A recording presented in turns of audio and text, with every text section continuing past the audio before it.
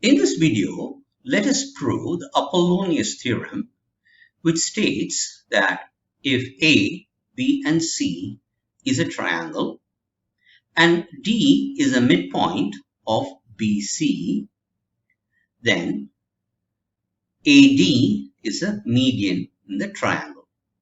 So the theorem says that AB squared plus AC squared is equal to 2 times the sum of AD squared plus BD squared.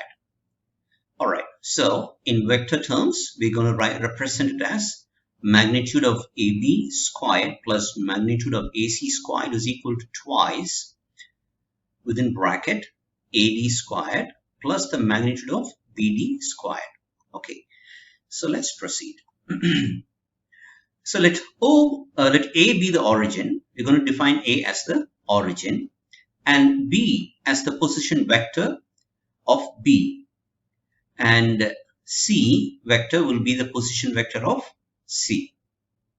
Since D is the midpoint, then the position vector AD can be defined as B plus C divided by 2 based on the section formula. So we have that here. Our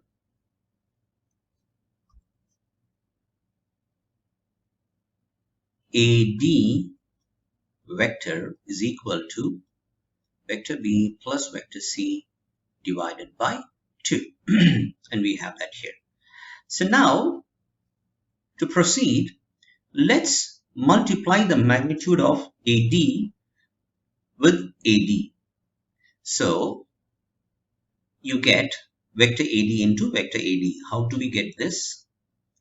We know that AD dot product with AD is equal to magnitude of AD into magnitude of AD times cos theta, where cos theta is the angle between AD and AD. The angle between AD and AD is 0. So cos theta is 1. So this is equal to AD square. Okay. So that's how we get AD square is equal to AD into AD. And we have seen that our AD is equal to B plus C by 2.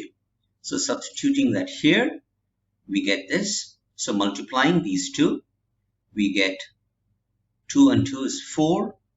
B plus B will be again the same method. Vector B dot product with vector B will be vector B magnitude the whole square. Similarly for C, and you have 2BC. Okay, so we get this. Right. Next, similarly, we can also derive BD, which is our BD is this section of the triangle.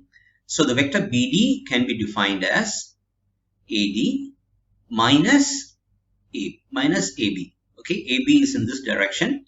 So minus AB will be in this direction, plus AD will give you BD. So that's this. So what is AD is nothing but B plus C by 2. So we are replacing AD with B plus C by 2, and AB vector is B. So minus B. So simplifying, you will get this as C minus B by 2. Now let's do BD into BD like how we did here. We're going to do the same thing, which is BD squared. So what we're trying to do is we're trying to find this and this here. Okay, so this is BD squared, the magnitude of BD squared. Okay, so if we're going to add these two, we will get this AD squared plus BD squared. So bringing this term here over here and bringing this term here over here, and further simplifying, you will notice that our result will be half into vector B squared plus vector C squared, their magnitudes. we can see that our B squared and C squared are equal to magnitude of AB squared plus magnitude of AC squared. Yeah, because our B squared is nothing but AB squared and C squared is nothing but AC squared. So replacing AB and AC onto this, we get AD squared plus BD squared is equal to half of AB squared plus AC squared. So cross multiplying this 2 on the other side, we can further say that the magnitude of AB squared plus the magnitude of AC squared is equal to 2 times the magnitude of AD squared plus BD squared. So that's our theorem. So that proves our theorem. Here the question says, prove by vector method that the perpendiculars, which is the altitudes, from the vertices to the opposite sides of a triangle are concurrent. So we are given a triangle A, B, C, and let's assume the altitudes to be AD, CF, and BE. So here we need to prove that they are concurrent, which means they intersect at the same point here, and we're going to define that point as O. So we have consider the triangle ABC in which the two altitudes AD and BE intersect. So we are going to assume that O is the point where AD and BE intersect. Okay, so AD is an altitude, BE is another altitude, and we are going to consider that they intersect. So when I say altitude, the angle here is 90 degrees and the angle here is 90 degrees. Then let us draw CF passing through O. Now, if the CF is also perpendicular to AB, then we can say this is also another altitude. So all the altitudes intersect at the same point. So they are concurrent. So we're going to assume AD and BE are altitudes and they intersect at O. However, CF is a line drawn through O from the vertex C and meets AB at F, and we need to prove that this angle or CF is perpendicular to AB. Okay, so let's define these vectors OA as vector A, OB as vector B, OC as vector C. So we have it here. So these are all now position vectors because they're starting from the same origin. Okay. Now AD is perpendicular to BC, right? AD is perpendicular to BC because we have assumed AD is an altitude. So AD starts from the vertex A and meets BC at D, and it is perpendicular. All right. And so we have the vector OA is perpendicular to vector BC. So vector OA will be perpendicular to vector BC. Okay, so this is given to us. So when two vectors are perpendicular, what can we say? Their dot product is 0. So we can say that OA dot product with BC will be equal to 0. Now I can define BC in terms of vector B and C. Okay, so here let's come back here. Vector OA is nothing but the vector A. So I'm substituting that with A, and BC can be written as BC is the vector. So BC would be the sum of these two vectors. Goes like this and comes like this. Now B is in this direction, so it's going to be minus B plus C. Or we can say C minus B will be equal to BC vector. So substituting in BC, C minus B, we get this as 0. Now further, by distributive law, we can say A into A dot product with C minus A dot product with B is equal to 0. Okay, right.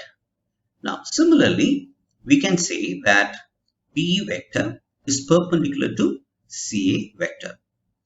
B vector is perpendicular to CA vector. This is given to us. We have already assumed this. And we have OB, which is perpendicular to CA. So this OB will be perpendicular to CA vector.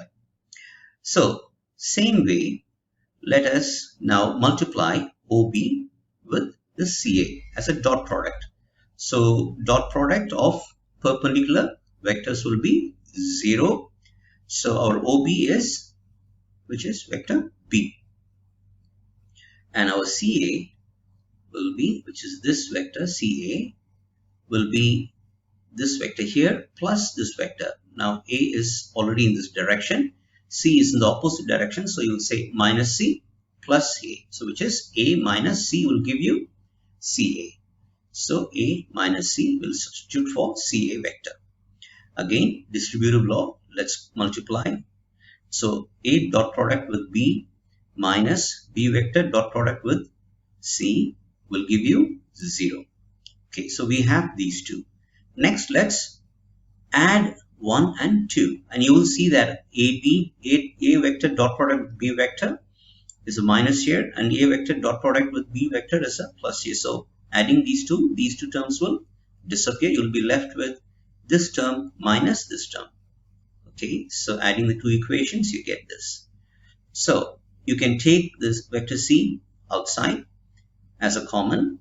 So C vector dot product with A vector minus B vector is equal to 0 from here. Now what is A vector minus B vector? A vector minus of B vector.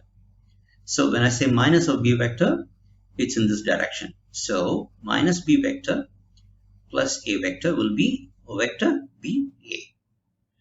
So you can say that C, vector C, okay, is when you know dot product with BA. This is BA, right? So OC and BA, or now dot product is equal to 0. Okay, from here. So if the dot product is 0, then what does that mean? That means that OC is perpendicular to BA. That means we can say that CF is perpendicular to BA, right? So BA is perpendicular to OC, which would apply that CF is perpendicular to AB. All right.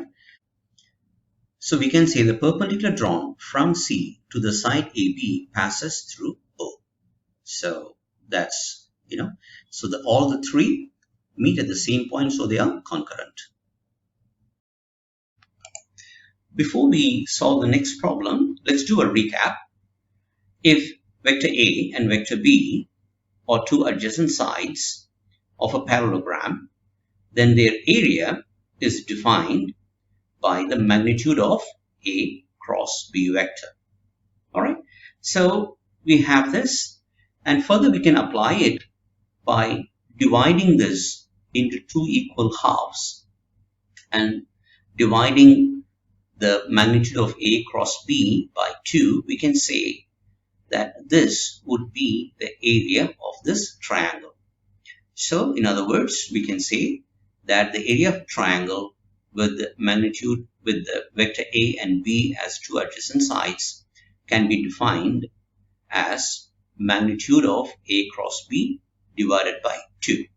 Alright, so we'll be applying this in our next problem, and this is derived from this formula. So let's read what's the given problem. In triangle ABC, the points D, E, F. So we have triangle ABC, the points D, E, F, the points D, E, F, okay, are the midpoints of the sides BC, CA, and AB. So D is the midpoint of BC, E is the midpoint of AC, and F is the midpoint of AB, respectively. Using vector method, show that the area of triangle DEF, the area of triangle D, E, and F, this triangle here, is equal to 1 by 4 of the area of triangle ABC. Okay, so this is what we need to prove, that the area of DF, the small triangle here, is equal to 1 by 4 the area of this big triangle here. Okay, so we have this triangle, and let's consider A as our origin, and let's do the position vectors AD, AE, and AF. AD, AE, and AF. So we can see that AD will be half of AB plus ACY, because D is the midpoint of BC. Therefore, the position vector AD can be defined as the vector AB plus vector AC divided by 2. So we have that here. So let's put that down.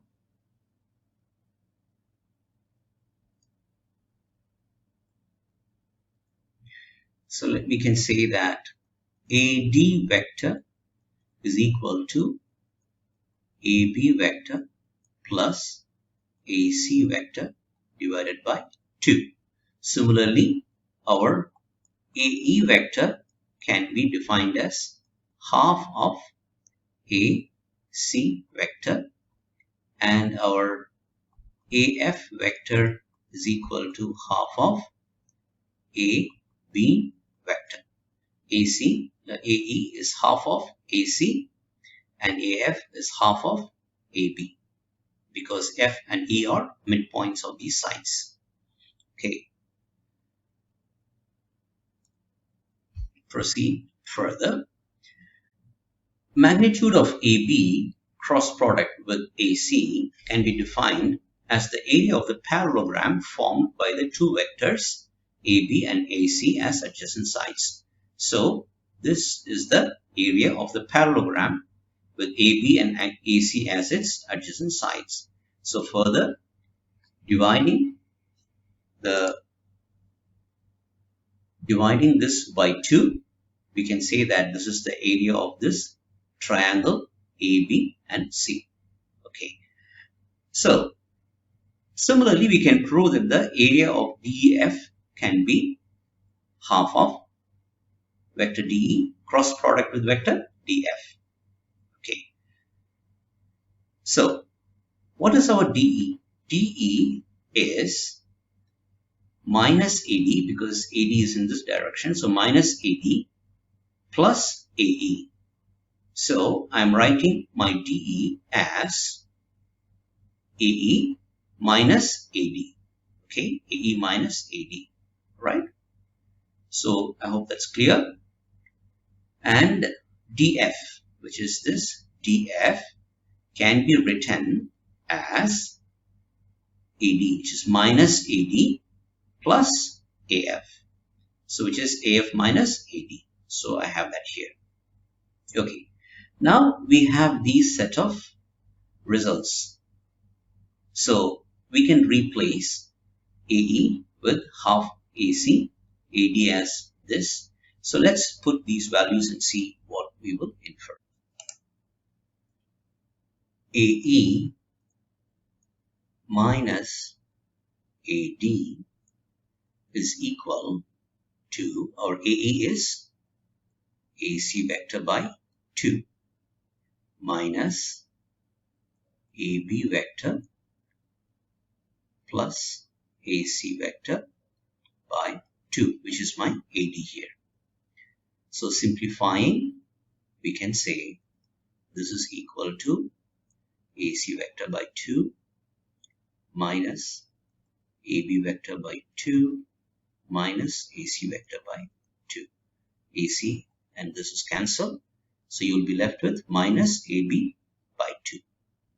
Similarly, our AF minus AD can be written as AF is AB vector by 2 minus of AD, which can be written as AB vector by 2 minus AC vector by 2.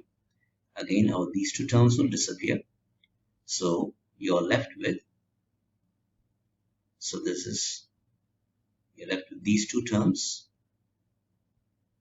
and this, there with the minus sign here. So when you bring them here and cross multiply, the minus sign, minus into minus will become plus. So your result will be AB vector by 2 cross product with AC vector by 2. So we have that here. Taking the 2 outside, we can now say half of, let's take 1, 2 outside, so it will become 1 by 4, and leaving 1, 2 inside, we can say half of AB vector into AC vector, and we know that this is the area of triangle ABC. So substituting that, we get the area of DF is equal to 1 by 4 the area of triangle ABC. Hence our proof. Thank you for watching Maths Tutorial Anand. Please like, and you can comment if you have any questions, and do not forget to subscribe to get more videos like this.